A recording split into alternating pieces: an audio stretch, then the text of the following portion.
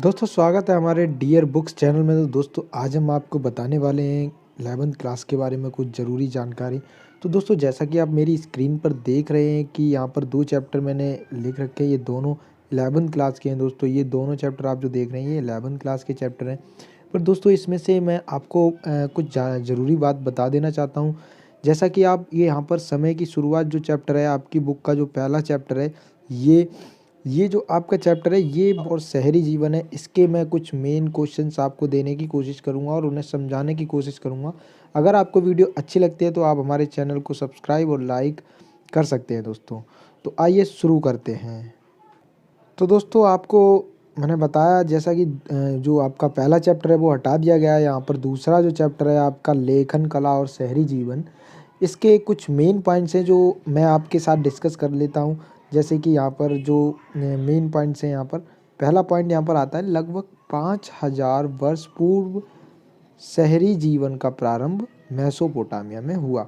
It means जो आपका जो शहरी जीवन था, जो आपका जो शहरी जीवन है वो कहाँ से शुरू होता है? मेसोपोटामिया से शुरू होता है।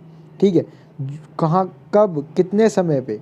5000 वर्ष पूर्व पहले जो शहरी जीवन है वो मेसोपोटामिया से शुरू हुआ।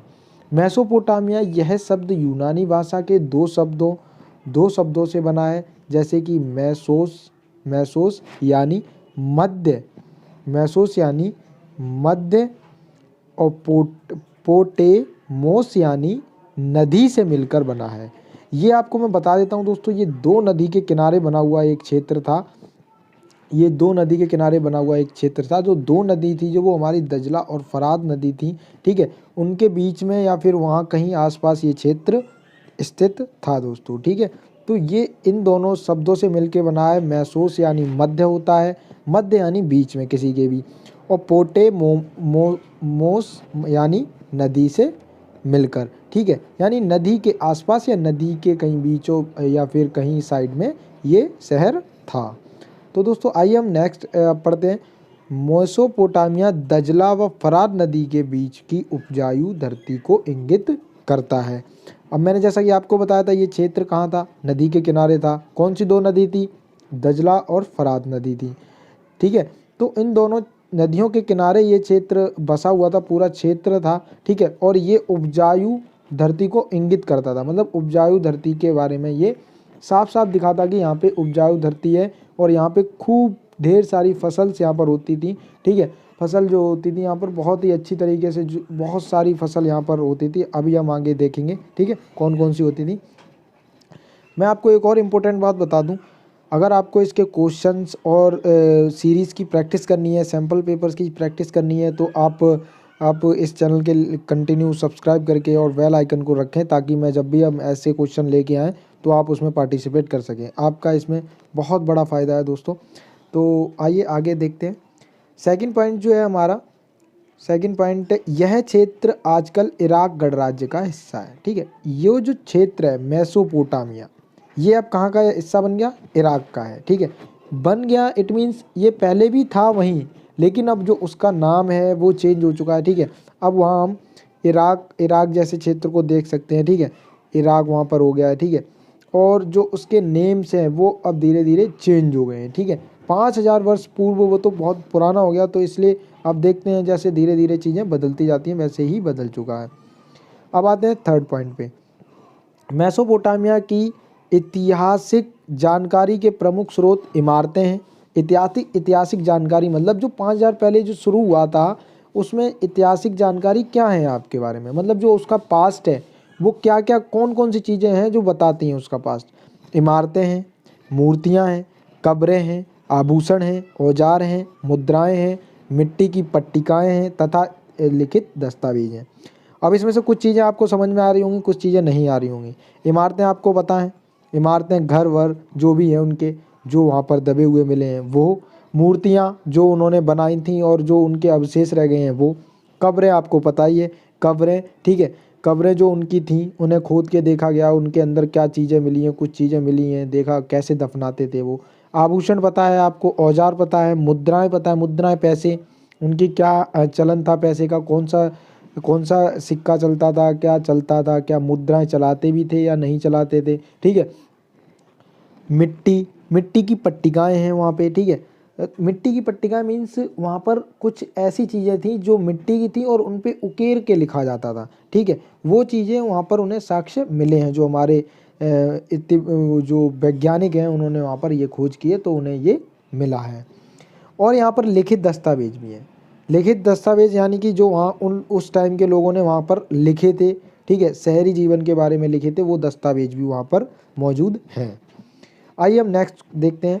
मेसोपोटामिया की सभ्यता अपनी संपन्नता, जो उसकी सभ्यता थी वो अपनी संपन्नता, शहरी जीवन, समृद्ध साहित्य, गणित और खगोलीय विद्या के लिए विश्व प्रसिद्ध है।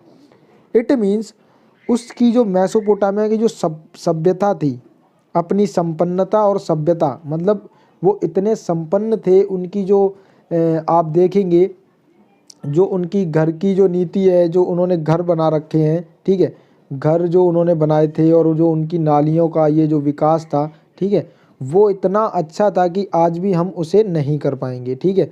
वो बहुत ही उन्होंने अच्छा बना रखा था, ठीक है। उनकी जो नालियाँ थी बहुत अच्छी थी, ठीक है। उनके जो घर थे बहुत ऐसे एकदम एक्चुअल वे में बहुत अच्छे बने हुए थे, ठीक है।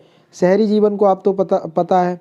समृद्ध साहित्य, इट मीन्स उनका जो साहित्य था वो बहुत समृद्ध था, ठीक है, बहुत ही अच्छा था उनका साहित्य था। जैसे कि हमारे जो साहित्य हैं आजकल के, ठीक है, हम पढ़ते हैं, ठीक है, वो उनके बहुत ही अच्छे साहित्य थे, जिस कारण से उनकी जो गणित और खगोल विद्या थी वो बहुत ही प्रसिद्ध थी पूरे विश्व में।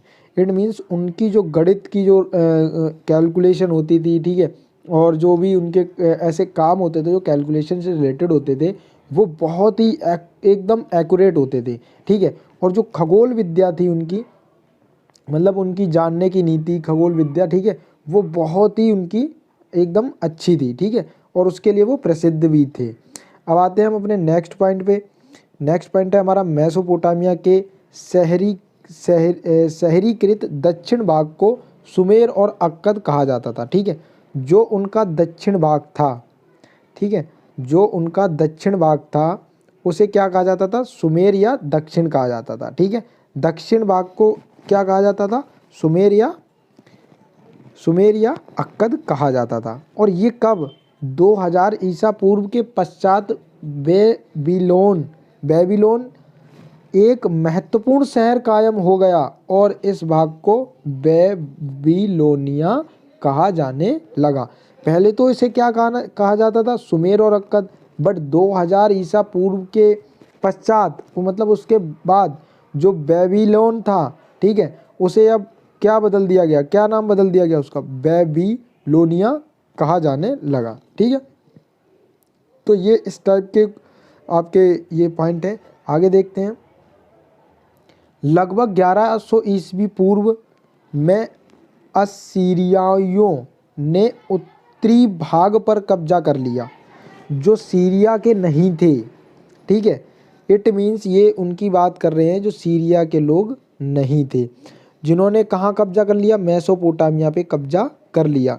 और उस टाइम पे ये इसका इशारा एक ये देखने को मिल रहा है कि जो सीरियाई लोग थे वो वहाँ के नहीं थे। इसका एक ये सामने निकल के आ रहा है कि जो सीरिया के लोग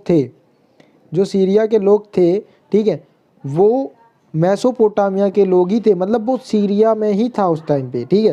तो ऐसा हम कह सकते हैं, ठीक है।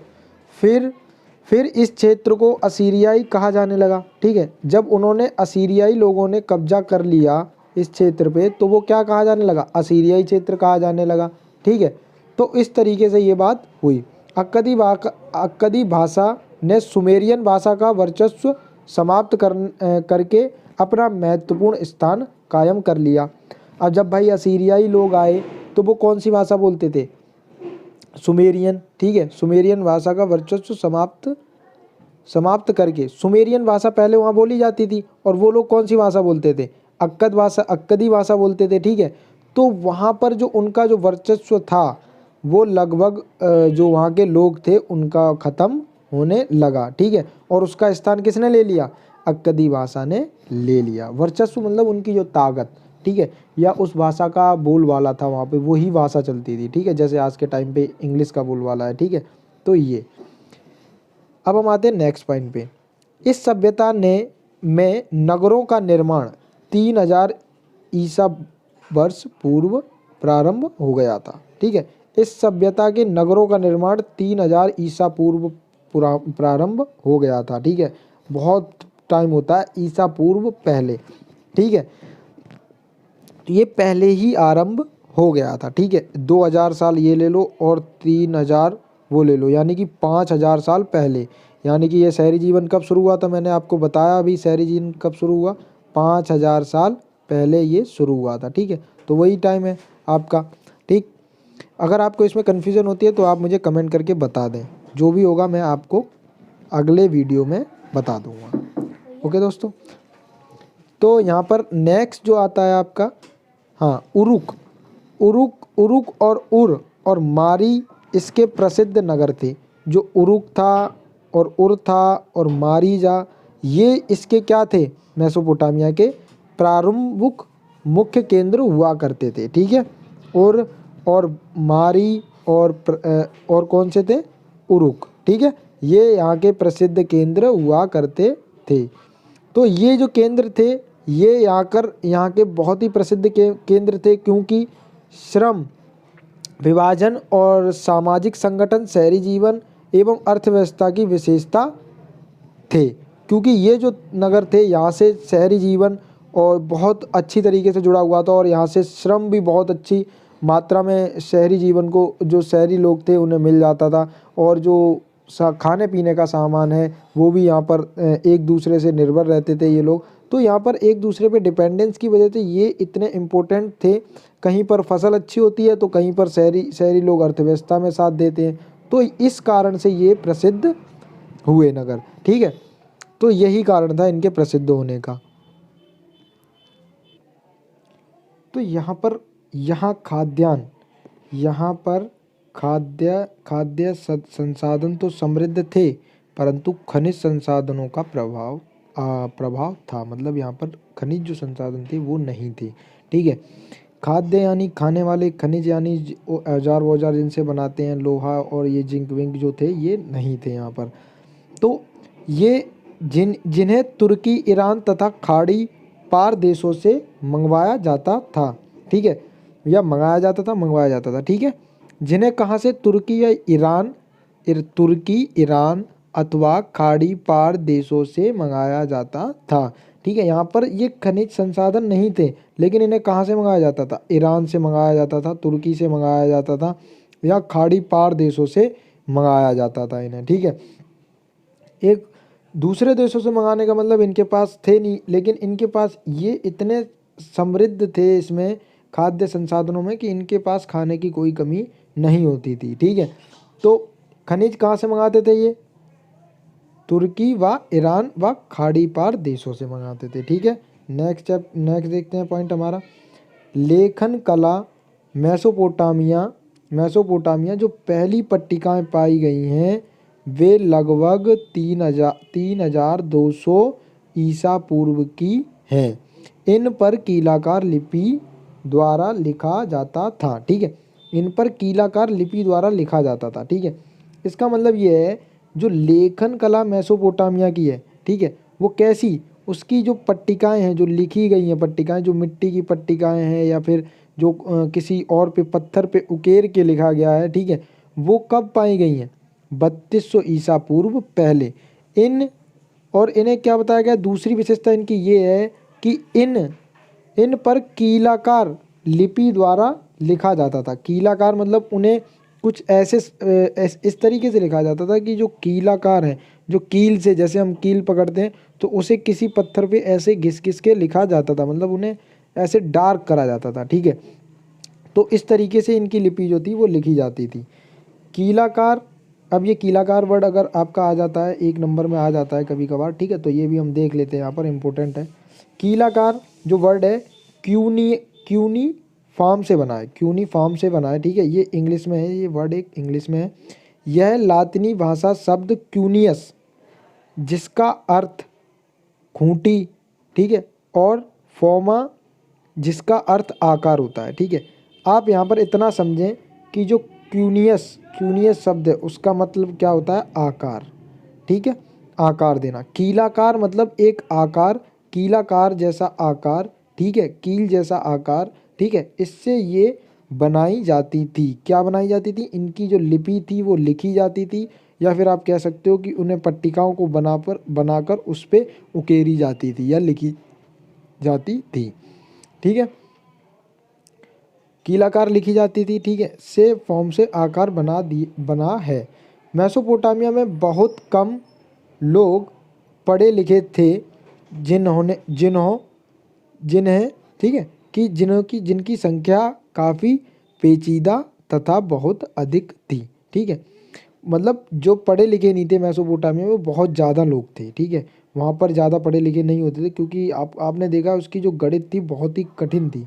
ठीक है, जिसके कारण कुछ लोग तो बीच में ही छोड़ के चले जाएंगे। ठीक है, जैसे आप आजकल की रोज़मर्रा ज़िंदगी में होता है, वो आजकल ज़्यादा काम पे ध्यान देते हैं। ठीक है, तो उस टाइम पे भी ऐसा ही था, लोग ज़्यादातर काम पे फोकस रखते थे वहाँ पर, इसीलिए ज़्यादा लोग पढ़े नहीं थे और उनकी लिपि भी बहुत कठिन थी, जिस कारण से वो पढ़ नहीं पाए। ठीक है, तो आगे देखते हैं, नेक्स्ट पॉइंट हम देखते हैं यहाँ पर 1400 ईस्वी पूर्व 1400 ईस्वी पूर्व 1400 ईस्वी पूर्व से धीरे धीरे अरामाइक भाषा का प्रवेश हुआ। ठीक है, जो अरामाइक भाषा थी इसका प्रवेश हुआ। यह हिब्रू भाषा से मिलती जुलती थी।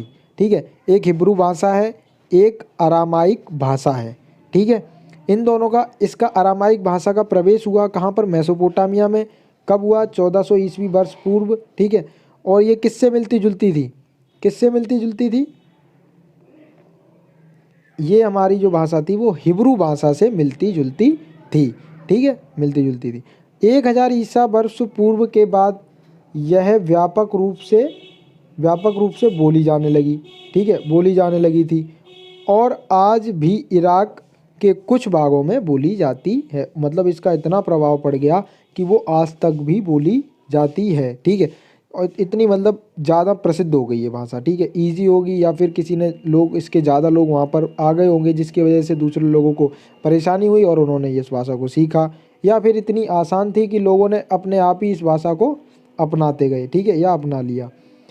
अब यहाँ पर देखते हैं 5000 ईसा वर्ष पूर्व दक्षिण मेसोपोटामिया में बस्तियों का विकास होने लगा था। ठीक है, दक्षिण एसी मेसोपोटामिया में बस्तियों का निर्माण हुआ। ठीक है, मतलब वहाँ पर लोग रहने लगे, लोगों ने फिर धीरे धीरे घर बनाने चालू कर दिए। ठीक है, तो वहाँ पर उनका जो था वो विकास होने लगा। तो वहाँ पर जिनमें से कुछ शहरों में परिवर्तित हो गए, जो शहरों में भी बन गए, मतलब इतने बड़ी मात्रा पर वहाँ पर लोग आए कि उनके धीरे धीरे वहाँ पर शहर से बनते चले गए, शहर में परिवर्तित हो गए। ठीक है, यहाँ उर नगर से नगर नियोजन पद्धति का अभाव था। ठीक है, लेकिन यहाँ पर क्या था? नगर नियोजन पद्धति का अभाव था। नगर योजन मतलब यहाँ इनकी जो व्यवस्था थी रहने की, घर बनाने की, वो कहीं पे भी बना लेते थे, तो जिस कारण से जो नगर नियोजन थी वो अव्यवस्थित रूप से यहाँ पर बना हुआ था। गलियाँ जो थी, ठीक है, हमारी जो गलियाँ थी वो कैसी थी? टेढ़ी मेढ़ी व एवं सकरी थी। मैंने आपको बताया कि जब घर ही इधर उधर सीरियल वाइज से नहीं होंगे, ठीक है, तो जो गलियाँ होंगी वो टेढ़ी मेढ़ी हो जाएंगी, नालियाँ भी टेढ़ी मेढ़ी हो जाएंगी, जिस कारण से बहुत मुसीबत का सामना करना पड़ेगा। ठीक है, तो ये सब चीज़ें उन्हें सामना करना पड़ा था। ठीक है, बाद में इसका सॉल्यूशन भी हुआ था। इराक भौगोलिक विविधता का देश था। ठीक है, भौगोलिक विविधता का देश था, मतलब अलग अलग जगह पे अलग अलग लोग रहते थे। ठीक है, तो ये भौगोलिक देश था। ठीक है, मतलब थोड़ी थोड़ी जगह पे वहाँ पर कुछ ना कुछ ऐसा पाया जाता था जो बिल्कुल भौगोलिक दृश्य से अलग था। ठीक है, इसका पूर्वोत्तर भाग हरे भरे व ऊंचे नीचे मैदानों के प्रसिद्ध थे। मैंने बताया आपको, हर जगह को आगे जाओगे तो वहाँ पर कुछ जैसे वहाँ खेती की जाती है, आगे जाओगे तो वहाँ शहरी जीवन है, थोड़ा और आगे जाओगे तो पहाड़ी लोग रहते हैं, मतलब पहाड़ों पे पहाड़ आगे, तो ये भौगोलिक दशाओं के हिसाब से